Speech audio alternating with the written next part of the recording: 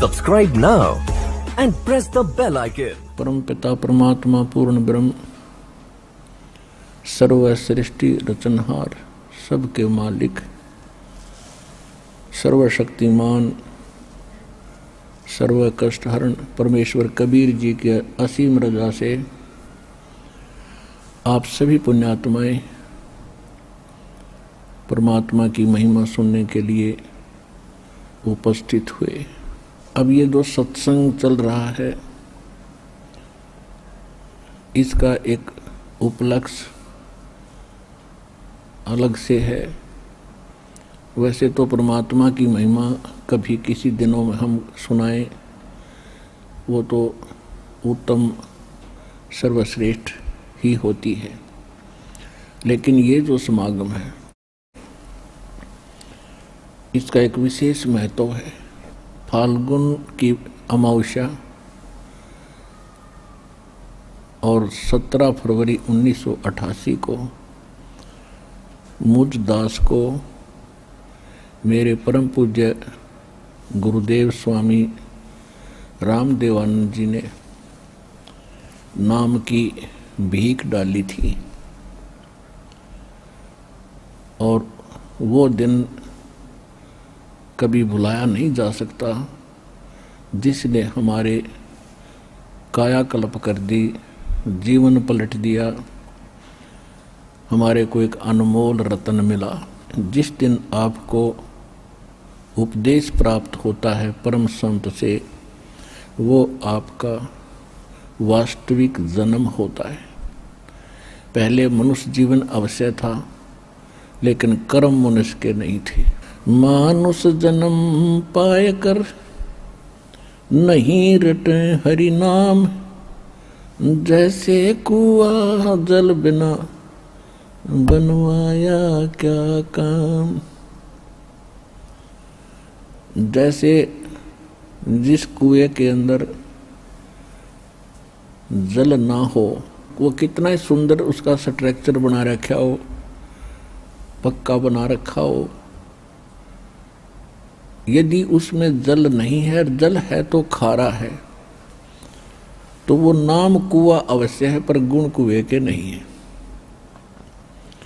ठीक इसी प्रकार मनुष्य जीवन प्राप्त करके जो भक्ति करते ही नहीं, वो तो जल रहित कूप हैं। और जो शास्त्र विधि त्याग कर मनमाना आचरण करते हैं, वो खारे जल को लिए हुए। तो परमात्मा कहते हैं कि मानुष जन्म दुर्लभ है, ये मिले न बारंबार। जैसे तरवर से पत्ता टूट गिरे, बहुर न लगता डर।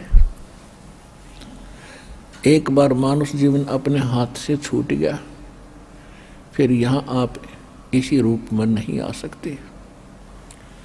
जिस प्रकार तरवर से यानी वृक्ष से पत्ता टूट गिरने के उपरांत वहां पुनः स्थापित नहीं हो सकता,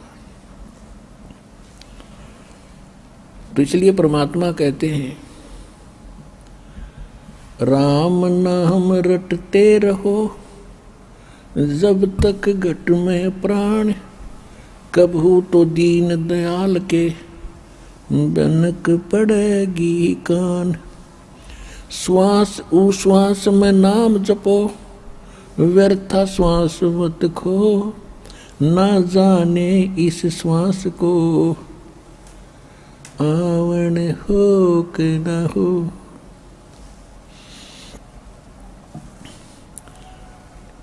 सांस सुफल सोए जानियो, जो सुमरण में जाए, बाकी श्वास व्यर्थ गए, कर कर नाना उपाय।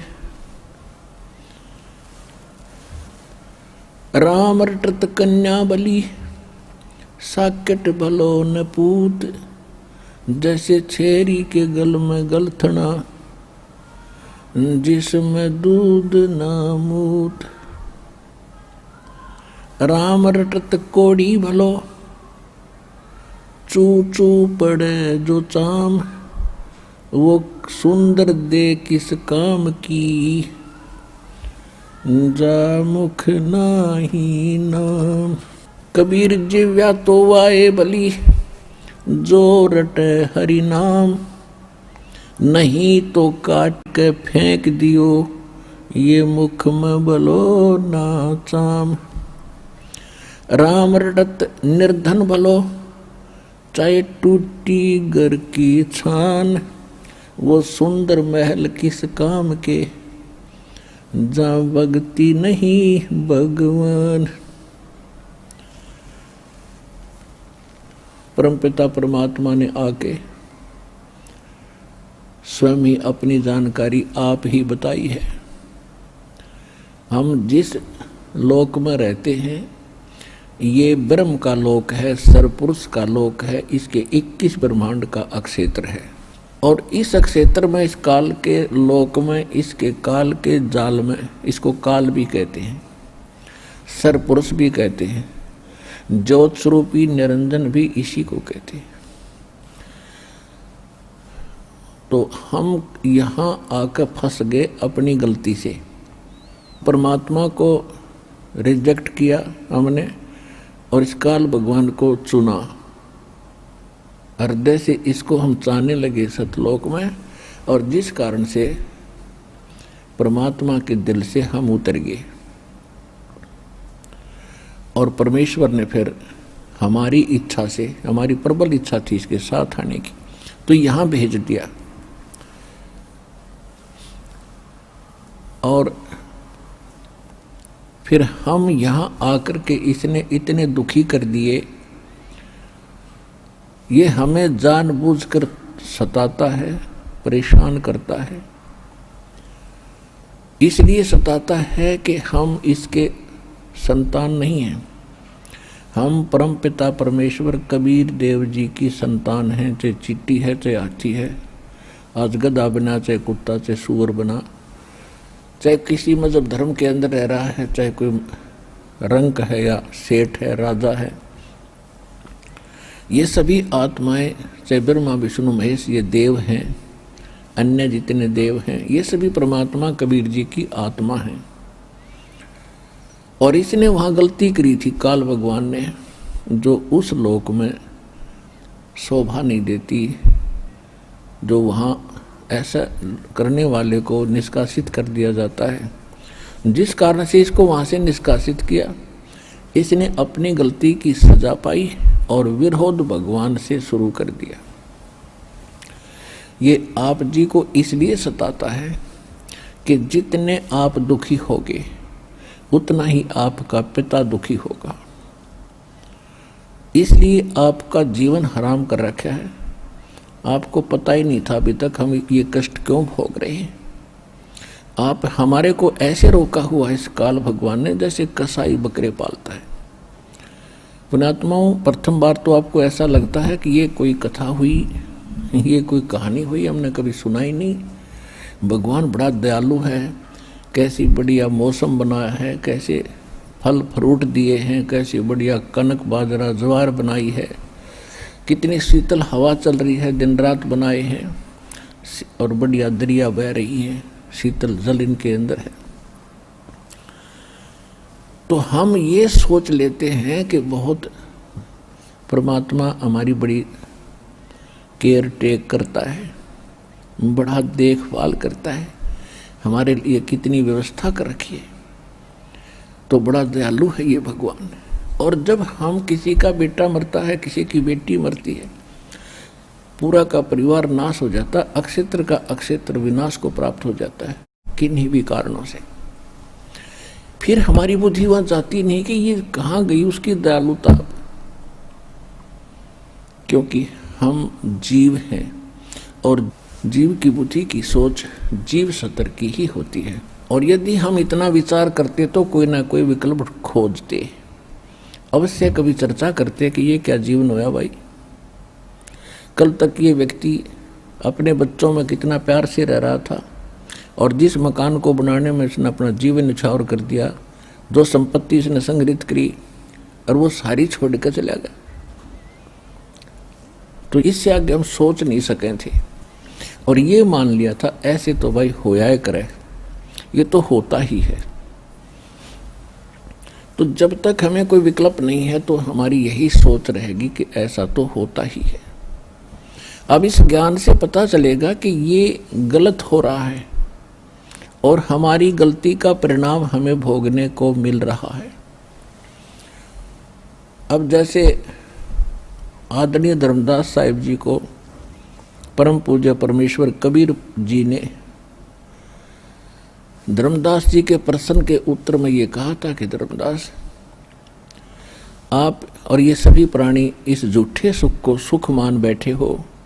प्रश्न किया था धर्मदास जी ने कि देखो जी कितना अच्छा वातावरण है, कैसी सुविधाएं भगवान ने दे रखी हैं, और आप कहते हो कि ये निर्दयी भगवान है। तो परमात्मा ने कहा कि जब किसी का पुत्र मरता है, किसी की पुत्री मरती है, तब कहाँ जाती है इसकी दयालुता। तो परमेश्वर ने बताया कि धर्मदास, मान चाहे मत मान, मैं बताऊंगा तत्व ज्ञान।